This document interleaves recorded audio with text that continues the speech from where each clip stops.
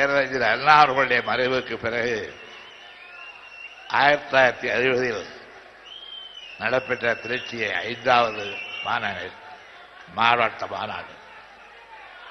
அந்த மாநாட்டிலே தான் இன்றைக்கு நம்முடைய முழக்கமாக உருவாகி இருக்கின்ற அண்ணா வழியில் அயராது உழைப்போம், ஆதிக்கமற்ற சமுதாயம் அமைத்தே தீர்வோம், இந்தி திணிப்பை என்றும் எதிர்ப்போம், வன்முறை தவிர்த்து வறுமையை வெல்வோம், மாநிலத்தில் சுயாட்சி, மத்தியில் கூட்டாட்சி ஆகிய நம்முடைய கழகத்தின் 50 முழக்கங்கள் வெளியிட்டப்பட்ட மாநாடு அந்த மாநாடு. இப்போது திருச்சியிலே 10வது மாநாடு நடைபெற்றுக் கொண்டிருக்கிறது. இந்த 10 மாநில மாநாடுகளில் 5 மாநில மாநாடுகள் திருச்சியில் நடந்தது என்ற சிறப்பு திராவிட இயக்க வரலாற்றிலே பதிவாகின்ற ஒன்று. 10 மாநில மாநாடுகளில் 6 மாநில மாநாடுகளுக்கு தலைவராக இருந்த பெரும் பேரு எனக்கு கிடைத்தது. திருச்சி வீரர்களின் கோட்டம், வீரர்களின் பாடிவேடு, திருச்சி திராவிட பூக்காடு, திருச்சி தந்தை பெரியாரின் சுயமரியாதை தோட்டம், அறிஞர் அண்ணாவின் திராவிட பண்ணை, காவிரி தீரத்தின் திருச்சியில் மக்கள் பெருநிலம், மாநில சமுத்திரம், திருப்பமுனை காணும் தீர்மானத்தோடு கூடியிருக்கும் திராவிட கலைகள், திக்கெட்டும் இருந்து திரண்டு வந்திருக்கும் திராவிட திருக்கூட்டத்தார், உங்கள் திருமுகங்களை கண்டு நான் மிக மகிழ்கிறேன்.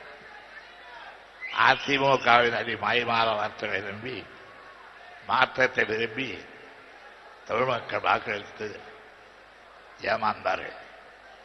அளித்த வாக்குறுதிகள் நிறைவேற்றப்பட்டிருக்கிறதா? அவர்களால் மக்களுக்கு கொடுக்கப்பட்ட வார்த்தைகளை காப்பாற்றியிருக்கிறார்களா? முடிவு என்ன, விளைவு என்ன? கருத்து சுதந்திரம் பறிபோய்விட்டது.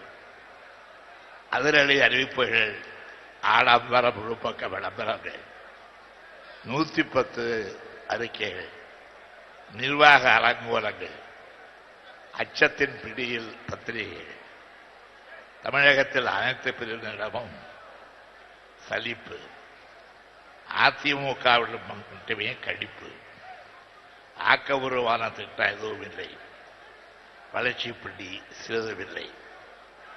நடப்பதெல்லாம் திராவிட இயக்க லட்சியங்களுக்கு அதுதான காரியங்கள். திமுக ஆட்சி சிந்தித்து நிறைவேற்றப்பட்ட திட்டங்களுக்கு மூடு விழா, மத்திய அரசின் கூட்டமைப்பு அதற்கு திட்டங்களுக்கு, கட்டமைப்பு திட்டங்களுக்கு முட்டுக்கட்டி, எழுத்தேன் கவிழ்த்தேன் என்ற ஏகடிய பேச்சு, அரசியல் தரத்தை தாழ்த்தி அன்றாடம் மற்றவர்களுடைய குற்றச்சாட்டு ஏறி பேச்சு, ஜனநாயக விரோத மக்கள் விரோத ஆட்சிதான் தமிழகத்தில் நடைபெறுகிறது. இங்கே நடைபெறுவது ஆட்சி என்ற காட்சி வெறும் காணொளி காட்சி. இந்த காட்சியை எவ்வளவு நாளைக்கு நாம் அனுமதிக்கப் போகிறோம் என்பதுதான் இன்று எழுந்துள்ள கேள்வி. மிகப்பெரிய மாநாடு இந்த 10வது மாநாடு. ஏற்பாடுகள் அதிகம். மாநாட்டின் பிரசுரங்களை போது அறிவிக்கப் போகிறோம் என்று காத்திருக்கிறீர்கள். நானே ஏற்பாடுகளை பார்த்துவிட்டு தலைமை கழகத்திடம் நேரு கூறி வைப்பாரோ என்று நினைத்துக் கொண்டிருந்தேன். இவ்வளவு செலவு செய்து ஏற்பாடுகள் நடைபெற்றிருக்கிறாரே, பணம் போதவில்லை என்று கையை பிசைந்து நிற்பாரோ என்று கருதியிருந்தேன். ஏனென்றால் நான் நேற்றைய பொருளாளர் அல்லவா, கவனமாக இருக்க வேண்டும் அல்லவா. இதற்கெல்லாம் பிறகு வரவேற்பு குழு தலைவரும் மாநாட்டு பொருளாளரும் கழக பொருளாளருமான தளபதி மு.க.ஸ்டாலின் அவர்களும் எனக்கு தெரிவித்துள்ள கணக்குப்படி மாநாட்டு செலவுகள் போக தலைமை கழகத்தில் கழக நிதி 1,01,00,000 ரூபாய் என்பதை, அதாவது 101 லட்சம் ரூபாயை மகிழ்ச்சியோடு அறிவிக்கின்றேன். நான் கேட்கிறேன், பழைய நிலைமைகள் என் எதிரே ஓடுகின்றன. அண்ணாவிடத்திலே தேர்தல் நிதி 11 லட்சம் ரூபாய் கொடுப்பதற்கு அலையாய் அலைந்தேன், காடுமேடெல்லாம் சுற்றினேன். பகலென்றும் இரவென்றும் வெயில் என்றும் மழை என்றும் பாராமல் அலைந்து திரிந்தேன். காஞ்சிபுரத்துக்கு சென்று அந்த பகுதியிலே உள்ள கிராமங்களிலே கூட்டங்களுக்கு என்றால் அவர்கள் தருகின்ற தேர்தல் நிதி அந்த கூட்டத்தில் 50 ரூபாய் 100 ரூபாய் என்று அப்பொழுது அளித்து அவற்றையெல்லாம் சென்னையிலே எஸ்ஐஏ மைதானத்தில் நடத்தப்பட்ட மாநாட்டிற்கு நானும் முன்னாள் அமைச்சராக இருந்த சிவிஎம் அண்ணாமலை அவர்களும் அங்கே திரட்டப்பட்ட இதை கொண்டு வந்து அண்ணாவிடத்திலே சமர்ப்பிப்போம். அண்ணா அப்பொழுது சென்னையிலே எஸ்ஐஏ மைதானத்தில் மாநாட்டு வேலைகளை கவனித்துக் கொண்டிருப்பார். கொண்டு சார், இதே 100 ரூபாய் அல்லது 200 ரூபாய், அதிகமானால் 500 ரூபாய். இதுதான் அன்றைக்கு தேர்தல் நிதி. இப்படி தேர்ந்த தேர்தல் நிதி தான் 11 லட்சமாக உருவெடுத்து எனக்கே 11 லட்சம் ரூபாய் என்ற பெயர் அமைந்தது. மிஸ்டர் கருணாநிதி 11 லட்சம் என்று அண்ணா அவர்களே அறிவிக்கின்ற அளவுக்கு அந்த 11 லட்சத்துக்கு அவ்வளவு பாராட்டு கிடைத்தது. தந்தை பொருளாளராக இருந்தபோது 11 லட்சத்துக்கு அவ்வளவு பாராட்டு. இன்றைக்கு மகன் ஸ்டாலின் பொருளாளராக இருக்கும்போது 100 லட்சத்துக்கு மேல் நிதி குவிந்திருக்கிறது என்றால் இதை நான் எந்த அளவுக்கு பாராட்டுவேன் என்பதை தன்மை என்ற முறையிலே அல்ல, கழகத் தலைவர் என்ற முறையிலே, கழகத்தினுடைய பொருளாளர் என்ற முறையிலே தம்பி ஸ்டாலினை பாராட்டுகிறேன். அவர் மாவட்ட கழக செயலாளர்கள் எல்லாம் எப்படி கிடுக்கிப்பிடி கொண்டு இந்த பணத்தை சேகரித்தார், நிதி கிடைக்கக்கூடிய வழிவகைகளை செய்தார் என்பதை நான் அறிவியல் என்பதற்காக சொல்கிறேன். எல்லாம் நல்லது.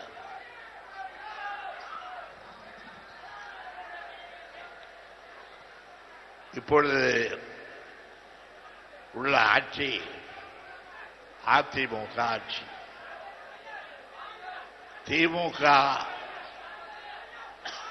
பேரறிஞர் அண்ணாவால் உருவாக்கப்பட்ட இயக்கம். அந்த இயக்கத்தை சிதைத்து அதை அதிமுக ஆக்கிய பெருமை அருமை நண்பர் எம்ஜிஆர் அவர்களுக்கு உண்டு.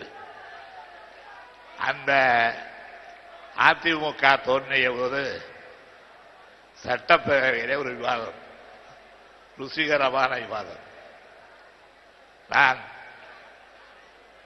ஒரு பொருள் பற்றி விவாதிக்கிற நேரத்திலே அது பற்றி விவரித்தேன்.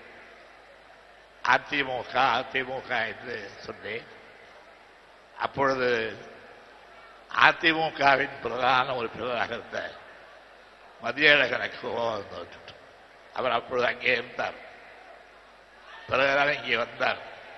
இப்படி பல பேர் அங்கே வந்தார்கள். அவர் இதை பார்த்து, ஏன் நீங்கள் அண்ணா திராவிட முன்னேற்ற கழகம் என்று சொல்லாமல் அதிமுக அதிமுக என்று சொல்லுகிறீர்கள் என்று சட்டசபையிலே என்னை கேட்டார். நான் சொன்னேன், நான் சொல்ல மாட்டேன், அண்ணாவுடைய பெயருக்கு கழகம் விளைவிக்க மாட்டேன். ஏனென்றால் அதிமுக சொல்வதற்கு காரணம் இது திமுக அல்ல என்பதற்காகத்தான் அதிமுக இருக்கிறேன். உதாரணம் சொல்ல வேண்டுமேயானால் சுத்தம் என்று சொன்னால் புரிகிறது. அசுத்தம் அதிலே ஆசைத்து அசுத்தம் என்று சொன்னால் அதற்கு பொருளே வேறு. திமுக என்று சொன்னால் அது ஒரு லட்சிய கட்சி, அது அண்ணாவினால் உருவாக்கப்பட்ட இயக்கம். ஆகவே அண்ணாவின் திமுக என்று நாங்கள் உச்சரிக்கிறோம். அதிமுக என்று நீங்கள் சொல்ல உச்சரித்தால் இது ஆசை செய்த காரணத்தால் எப்படி மங்களம் என்பது ஆசை இருந்தால் அமங்கலம் ஆகிவிடுகிறதோ, எப்பொழுது எப்படி நீதி என்ற சொல் ஆசை இருந்தால் அதீதி என்று ஆகிவிடுகிறதோ, அதே போல திமுக என்ற எழுத்தை சேர்த்தால் அது அதிமுக என்றுதான் ஆகிறது என்று சொன்னேன். கோபித்துக் கொண்டார்கள். நான் அவர்களுடைய கோபத்தை பொருட்படுத்தவில்லை. உண்மையை சொன்ன அந்த நிம்மதி எனக்கு அன்றைக்கும் இருந்தது, இன்றைக்கும் இருக்கிறது. அதிமுக என்பது திராவிட முன்னேற்ற கழகத்தினுடைய கோட்பாடுகளுக்கு, அண்ணா உருவாக்கிய கொள்கைகளுக்கு, அண்ணா எழுத்து சொன்ன லட்சியங்களுக்கெல்லாம் விரோதமானது என்பதற்கு உதாரணமாகத்தான்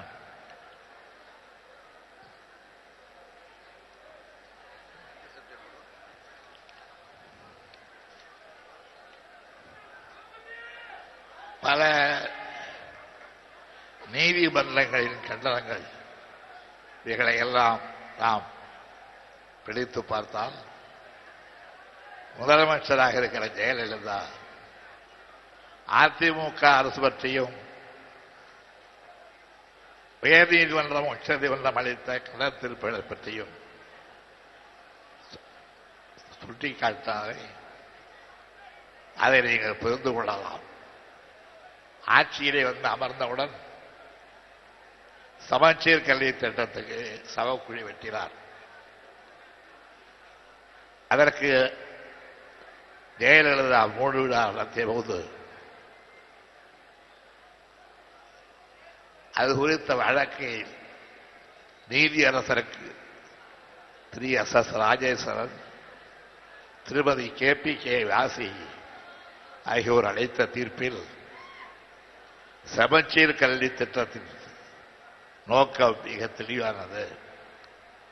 சிறந்த வல்லுநர்களை கொண்ட ஆய்வுக்குழு விரிவாக ஆராய்ந்து சமச்சீர் கல்வி முறையை அமல்படுத்த பரிந்துரை செய்துள்ளது. அந்த குழுவின் பரிந்துரைகளை எளிதாக புறக்கணித்துவிட முடியாது. இது தவிர ஏற்கனவே பெருந்தொகை செலவிடப்பட்டுள்ள நிலையில் மேலும் பெருந்தொகை செலவுவது அவசியம்தானா என்று நீதிபதிகள் கேட்டார்கள்.